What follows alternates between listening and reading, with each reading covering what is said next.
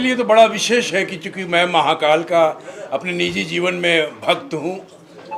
मैं इतना आस्तिक हूँ कि मेरी हर बात में बीच में महाकाल आ ही जाते हैं, भोलेनाथ आ ही जाते हैं। और ये फिल्म महाकाल को लेकर बन रही है, इसका शीर्षक ही है महाकाल नगरी।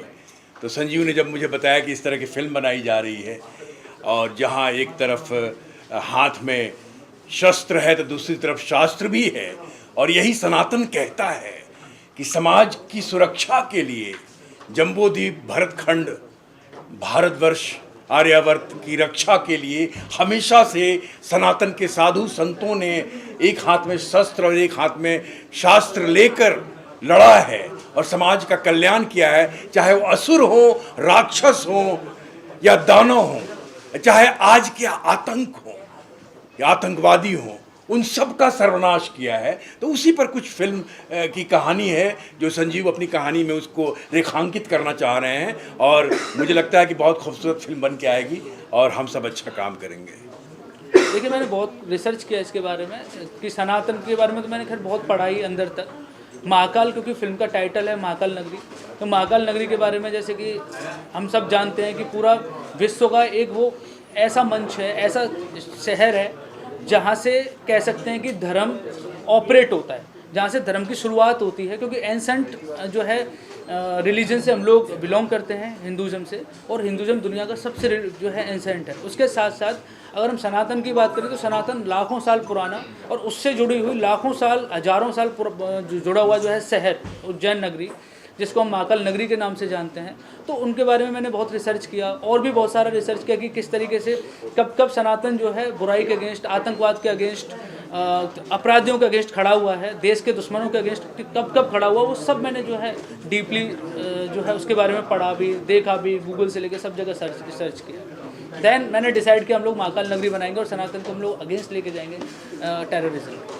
मुझे लगता है ये डेस्टिनी है कि ऐसी फिल्म्स मेरे पास ही आती है, और मैं बहुत लकी हूँ कि मैं अपने धर्म के ऊपर मूवी कर सकता हूँ। तो अगर जैसे पंडित का बेटा हूँ पर लाठी चलाना जानता हूँ, पूजा पाठ करना आता है, पर अगर अपने इस देश पे आई, अपने लोगों पे आई, तो मैं लाठी भी उठा सकता हूँ। तो मेरा कैरेक्टर है शिवा, जो संजीव भाई ने बहुत सुंदरता से लिखा है। उसकी पूरी जर्नी है, वो कहाँ से स्टार्ट करता है और वो कहाँ तक पहुँचता है अपने लोगों के साथ, अपने धर्म को प्रोटेक्ट करने के लिए। इसके ऊपर पूरी स्टोरी है। ज़्यादा रिवील करूंगा तो मेरे को मार पड़ जाएगी, तो इसलिए मैं ज़्यादा नहीं बोलूँगा। बट हाँ, इट्स अ ब्यूटीफुल स्टोरी, और मुझे लगता है कि अब this is the right time कि हमें ऐसी स्टोरीज लेके आना चाहिए। हमारे यूथ को पता होना चाहिए कि हमारा हिंदू धर्म कितना सुंदर है, हमारे पास कितनी वास्ट चीज़ें, कितनी वास्ट नॉलेज है।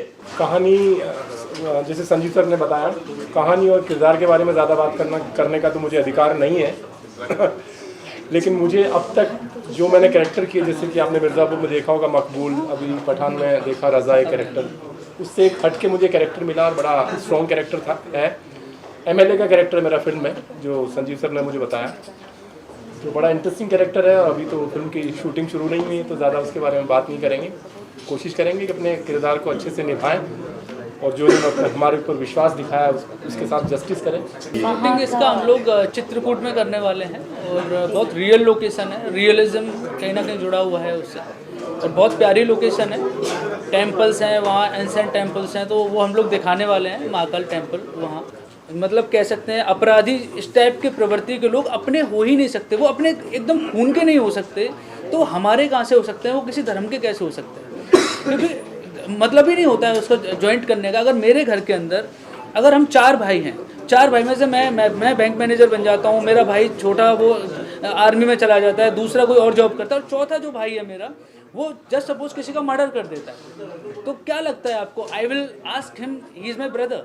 आई विल नॉट, बिकॉज वो अपराधी है, वो गलत है, और गलत कभी किसी के अच्छाई के साथ हो ही नहीं सकता। वो रिश्ता वही टूट जाता है, वो रिलीजन वो धर्म सब खत्म हो जाता है, तो उसे रिलेट करने का चांस ही नहीं है कि वो उसको हम कनेक्ट कर पाएंगे कहीं से भी। धर्म से जुड़ा हुआ है ही नहीं, धर्म इसमें एक ही है बस, वो है सनातन।